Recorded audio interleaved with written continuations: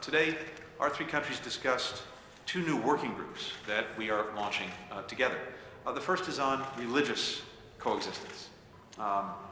This is a moment of rising anti-Semitism, rising Islamophobia, and we want Israel, the United Arab Emirates, and the United States to work together to build tolerance and ensure that all religious groups can worship in their traditional ways without violence, without intimidation, without discrimination. The second working group is on water and energy, critical issues for our countries in the face of the climate crisis, and places where the United States, Israel, and the UAE can be, in a sense, greater than the sum of our parts to the benefit of our people, the region, and even the world. We're very pleased that Israel has joined the Agriculture Innovation Mission for Climate, a joint US and UAE initiative to catalyze new investment in climate-smart agriculture. Israeli and Emirati firms are already planning to collaborate on a number of renewable projects. And I want to commend the UAE for its plan to achieve net zero emissions by 2050, the first country in the GCC to do so, and Israel for its new plan to reduce emissions by 85% by 2050. Finally, the Trilateral Partnership also makes it possible for our countries to discuss other urgent regional issues more effectively, to do it together. For example, today, we talked about a range of regional security issues, including Iran, Syria, Ethiopia. That's what normalization has made possible. Transformative partnerships on the urgent challenges facing our countries and facing the world. And that's why it's so important, and it's why I'm deeply grateful to both of you for being here today and for the work that we're doing together. So thank you very much, and with that, Yair. Thank you, Secretary of State Blinken, Your Highness Sheikh Abdullah bin Zayed, friends. 2 weeks ago in Bahrain, I met a king in his palace, an American admiral on his ship, and a Jew who cared for the only synagogue almost single-handedly. And they all said the same thing. They said, no one believed the things happening here are possible. And they were wrong. The things that are happening exactly because people believed. Because today there are leaders in the Middle East who believe we can change history together. In the past 4 months, Israel opened embassies and offices in the UAE, in Morocco, in Bahrain. We've turned a cold peace with Egypt and Jordan into a warm peace. We signed economic and civil agreements, and we greatly strengthened our relations with the European Union and with our neighbors in the Mediterranean. His Highness Sheikh Abdullah and I have become friends and partners. Our friendship is based on shared values, on moderation, on religious tolerance, on the importance of fighting terror and radicalization. The partnership is based on economics, progress, and technological excellence. This partnership isn't just between Jews and Arabs, but between citizens of the world who want to be partners in the fight against climate change, against poverty, against the pandemic that has taken the life of millions. President Kennedy said all people are entitled to a decent way of life.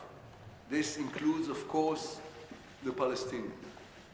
Our goal is to work with the Palestinian Authority to ensure that every child has that opportunity. At the center of my visit here is the concern about Iran's race to a nuclear capability. Iran is becoming a nuclear threshold country. Every day that passes, every delay in negotiations brings Iran closer to a nuclear bomb. The Iranians are clearly dragging their heels, trying to cheat the world, to continue to enrich uranium, to develop their ballistic missile program. Secretary of State Blinken and I are sons of Holocaust survivors. We know there are moments when nations must use force to protect the world from evil. If a terror regime is going to acquire a nuclear weapon, we must act. We must make clear that the civilized world won't allow it. If the Iranians don't believe the world is serious about stopping them, they'll race to the bomb.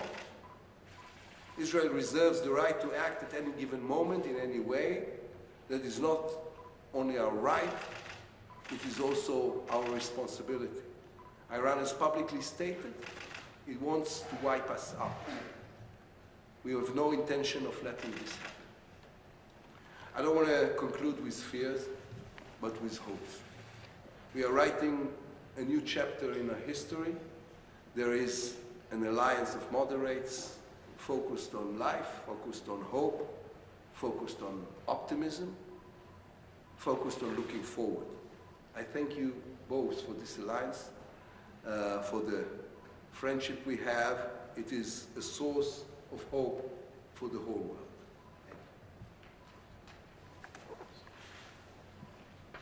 Secretary Blinken, for us, having us, both,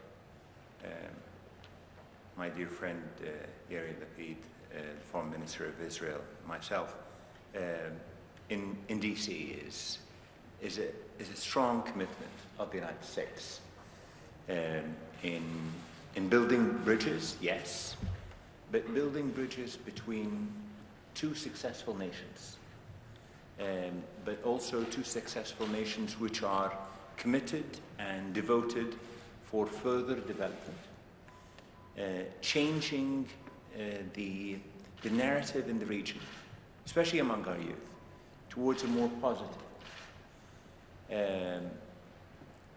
Our entire effort towards the future should be based on how can we make our people respect and admire good successes in the region. Unfortunately, in the last few decades, we haven't seen many of those.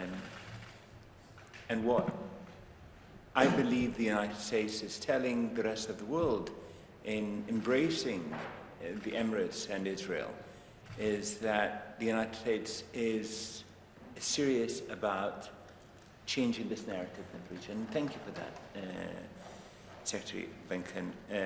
We in the UAE are very proud that in less than 50 years of our federation, we've managed to come where we are today. And how can we create a nation which respects values, but also respects and celebrates tolerance?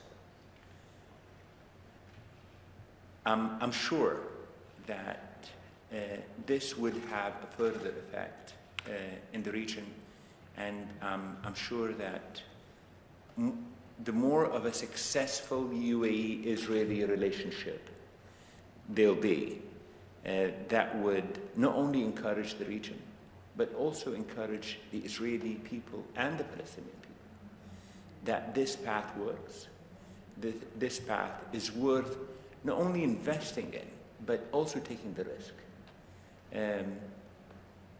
We are extremely impressed, obviously, with our growing relationship with Israel, but we will always depend that we have a friend, a partner in the US, which will excite us and will show us how to do things even better. So, thank you, Secretary. We'll now turn to questions. We will start with Will Mudlin of the Wall Street Journal. Thank you so much. Sheikh Abdullah, I wanted to ask if the conflict with Yemen came up, and if so, what was discussed in terms of humanitarian efforts or possible durable ceasefire involving you or your neighbors. For Foreign Minister Lapid, I did want to ask, I saw that you spoke yesterday with Jake Sullivan, the National Security Advisor, about an alternative plan to the nuclear agreement if Iran doesn't come back to the table. I'm wondering if you discussed that with Secretary Blinken, or if you will discuss that with him, and what that would involve, what you would want it to involve. And then finally, for Secretary Blinken, wanted to ask also about Iran. Do you expect Iran to return to the negotiating table imminently in Vienna? And if not, how much time do you think they should have? A couple of months? Should it be sometime next year? And also wanted to ask you, if I may, about the consulate in Jerusalem. Would that be something that you make progress on with Foreign Minister Lapid? Is there any chance that that will be opened, which is something you had envisioned after traveling to Israel? Thank you. Well, Yemen is always on the agenda with friends, and we have to just keep in mind that what's dragging us in this situation is the lack of will and commitment on the Houthi side in ending this conflict.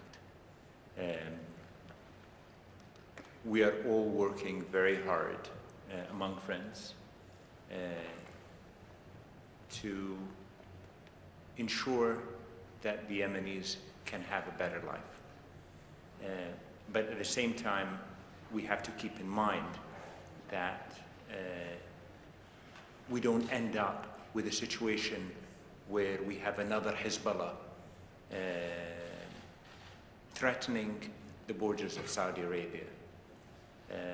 And the Houthis have managed to develop their capabilities in the last few years in a way which is much faster than the trajectory of Hezbollah developing its capabilities. So absolutely, we would like to end this today.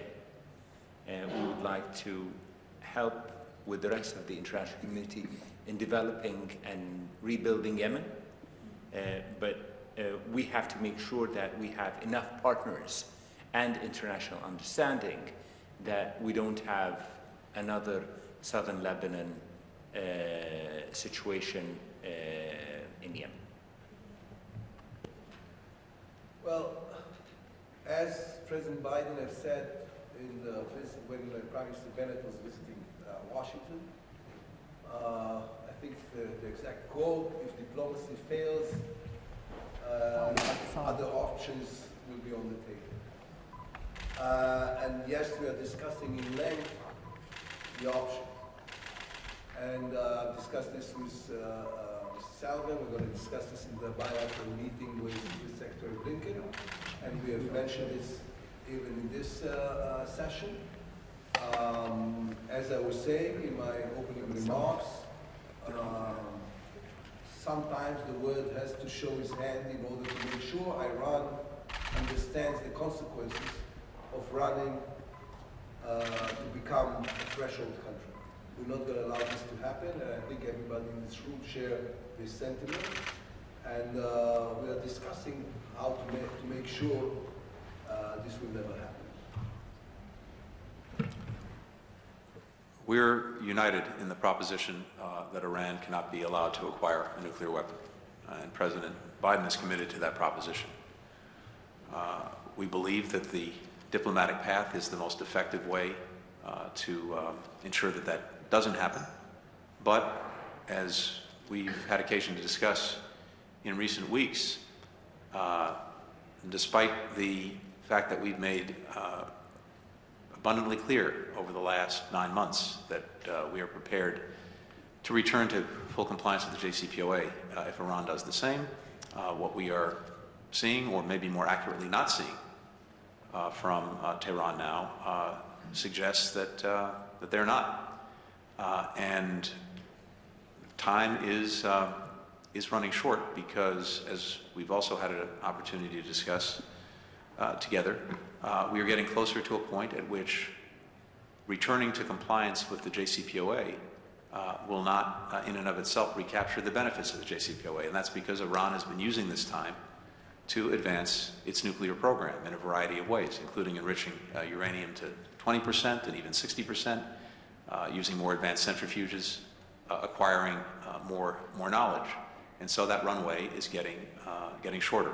I'm not going to put a specific date on it, but with every passing day and Iran's refusal to engage in good faith, the runway gets short.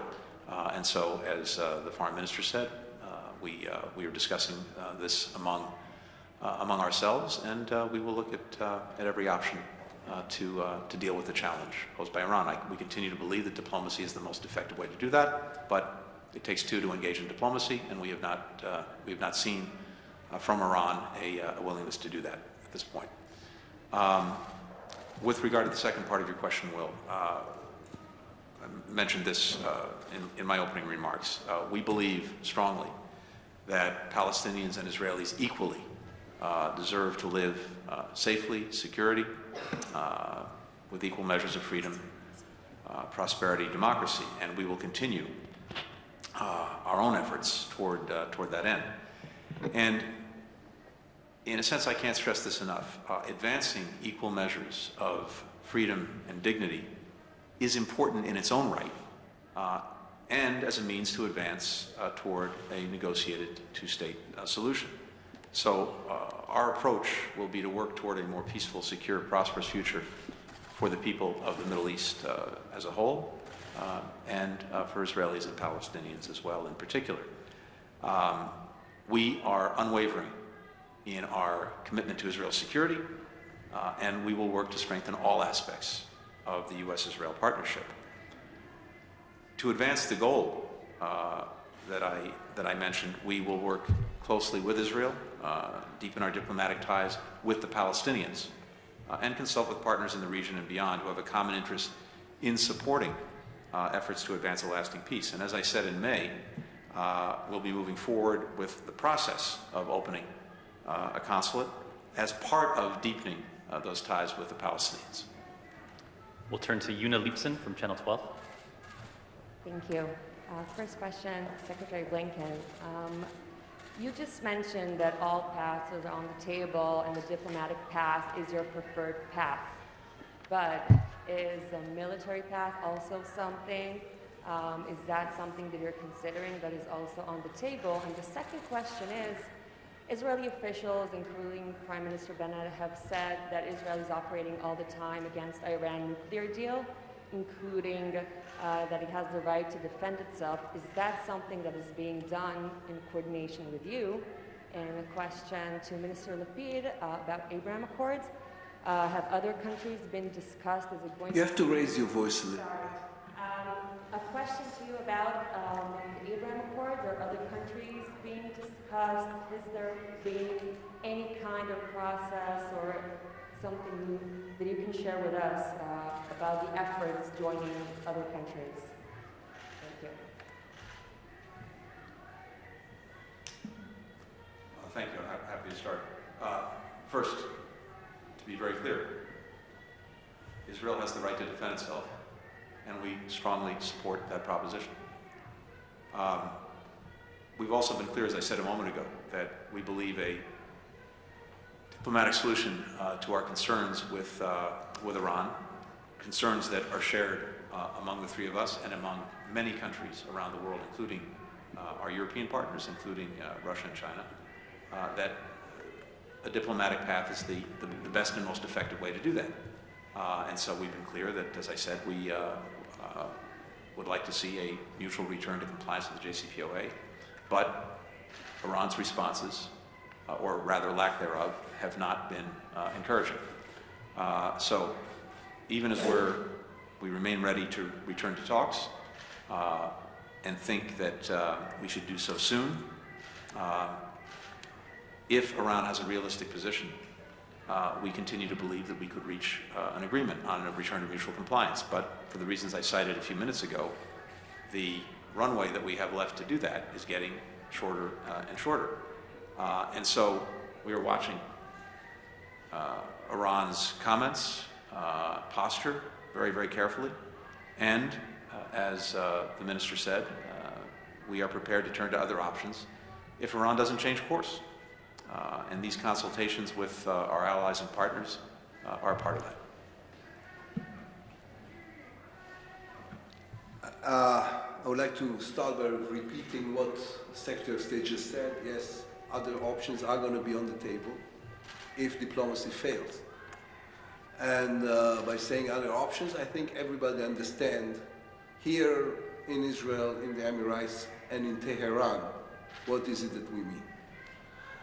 About the Abraham Accords, yes, we want to expand the Abraham Accords. We're working on expand the Abraham Accords, but first and foremost, and we've discussed this today in length, we want to make sure the current agreements we have will be a success story. And it is, so far, a success story on the people-to-people level, on the ability to make this into business, energy, water, the working groups we have decided to open today. These are all great achievements, and we're going to push forward as hard as we can on this, while working on expanding the Abraham Accords to other countries, including the ones you don't think of. If I may, I will say a few words in Hebrew, but it's going to be the same. קודם כל, לגבי הנושא האיראני, חשוב להדגיש, יושב לידי מזכיר המדינה האמריקאי, וגם הוא אומר, אם הדיפלומטיה תיכשל, כל האפשרויות על השולחן, וישראל יכולה, רשאית, היא לא צריכה רשות מאף אחד, להפעיל את מה שהיא חושבת שצריך להפעיל. המטרה המשותפת שלנו היא למנוע גרעין איראני. בכל האמצעים, יש לנו, יכולים להיות לנו שיחות או ויכוחים, מה הם כל האמצעים האלה, אבל בכל האמצעים. הנשיא ביידן אמר את זה בפגישה שלו עם ראש הממשלה בנט. אם הדיפלומטיה תיכשל, האופציות אחרות ייבחנו, או ישתמשו באופציות אחרות. מרכז הביקור שלי פה הוא האופציות האחרות. לגבי הסכמי אברהם, כן, אנחנו מנסים להרחיב את הסכמי אברהם למדינות נוספות, החשודים המיידיים ידועים, אבל הדבר שקיימנו עליו דיון עכשיו זה איך להפוך לסיפור הצלחה את הסכמי אברהם הנוכחיים. הדוגמה של האמירויות היא דוגמה מצוינת. אנחנו חותמים היום על הסכמים משותפים להקים קבוצות עבודה על אנרגיה, מים, שיתוף פעולה בין דתי, דברים אמיתיים שמשנים חיים של אנשים, הרבה יותר עסקים, הרבה יותר תנועה בין המדינות. אנחנו נפתח מסדרון ירוק בין ישראל לאמירויות, אחת המדינות הראשונות שיפתח מסדרון ירוק איתה, אז זה הולך למקום זה סיפור של הצלחה, ואנחנו צריכים להעצים אותו עוד יותר כסיפור של הצלחה. תודה. You listen to me like you understand every word. Every third word. I know you know some. Our final question will come from Joyce Karam of The National. Yes, hi. Thank you, Joyce Karam with the National newspaper. My question to Sheikh Abdullah. A year on, how is the UAE planning to leverage the Abraham Accords to advance a two-state solution? And given that your counterpart, Mr. Lapid, has already visited Abu Dhabi in June, are you planning a visit to Israel in the near future?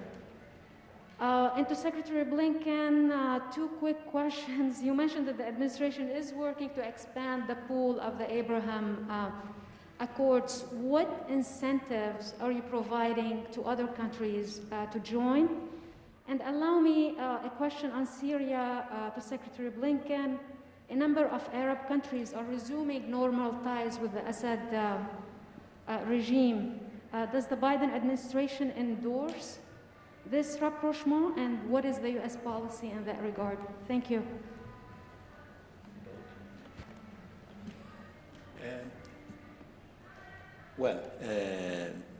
Foreign Minister Yair was kind enough to invite me to visit Israel, and I'm going to visit soon to meet a friend, but also a partner. We need to not only celebrate this relationship, but look at new venues of cooperation. Today, one of the initiatives that we've signed off on when it comes to climate change. We are extremely interested in seeing how we can work with Israeli technology, Emirati technology, in building not only bridges between us, but with third parties as well.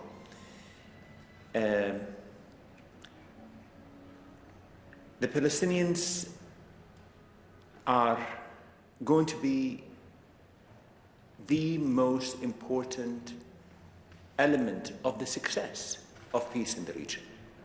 We cannot just talk about peace in the region without the neighbors. The Palestinians and the Israelis are not in talking terms. to start with. So I'm quite excited to see that in the last few weeks, Israeli ministers are starting to meet with the PA. This is a good start. We have to keep encouraging them, but also in broadening the opportunities for them. Today, I think the relationship between Israel and the UAE helps us, both of us, to be more candid with each other, but also to encourage the others whenever there is more to be done. So I think the UAE-Israeli relationship will be not only a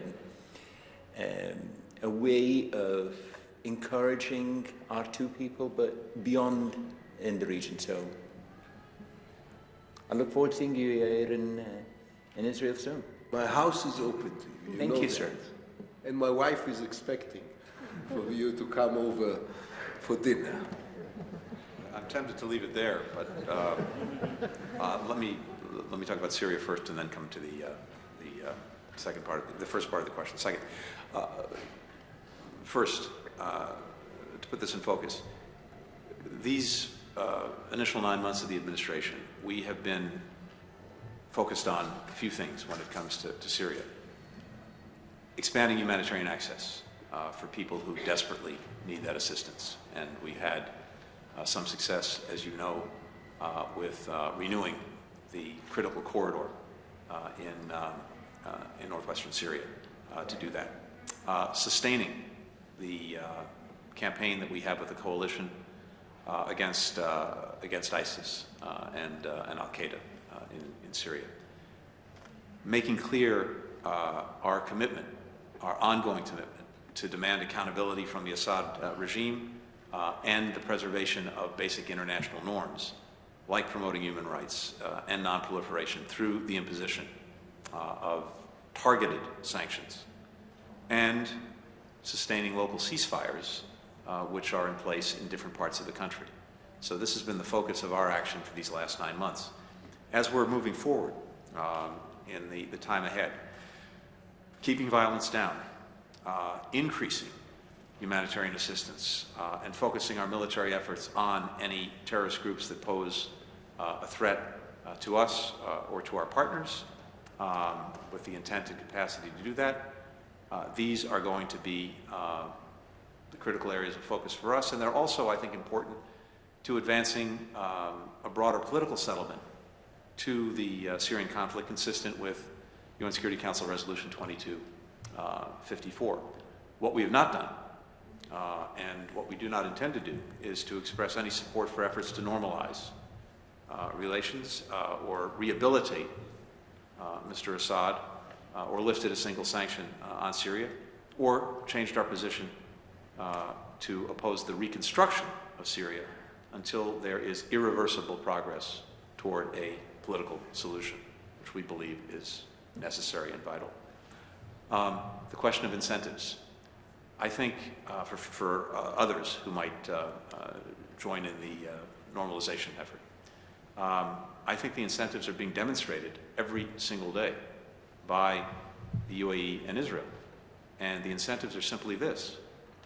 These efforts and the normalization is profoundly in the interests of the people in the countries in question, and is providing all sorts of new opportunities, as evidenced by the extraordinary jump in tourism, the business relationships that are being built every single day, the work that our countries are doing together increasingly in a wide variety of areas. Those are very powerful incentives, because it simply means that people will have a better life, more opportunity, more security, more prosperity. So I think going forward, it's exactly what Sheikh Abdullah said. The proof is in what has already been created, and I think as more and more people see that, understand it, become aware of it, they will want to do the same thing. And I just conclude by saying, I think I mentioned this before, one of the most powerful things is this. Abraham in the Bible was known for having the temerity to argue with God. to ask why, or maybe even more appropriately, why not? Israel, the United Arab Emirates, they asked, why not?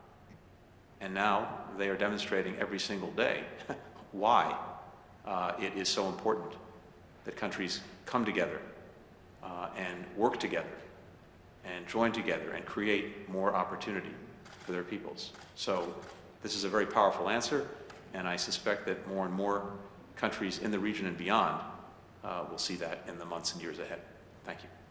That concludes the press conference. We invite our delegations to remain seated as the press leaves the room. Thank you.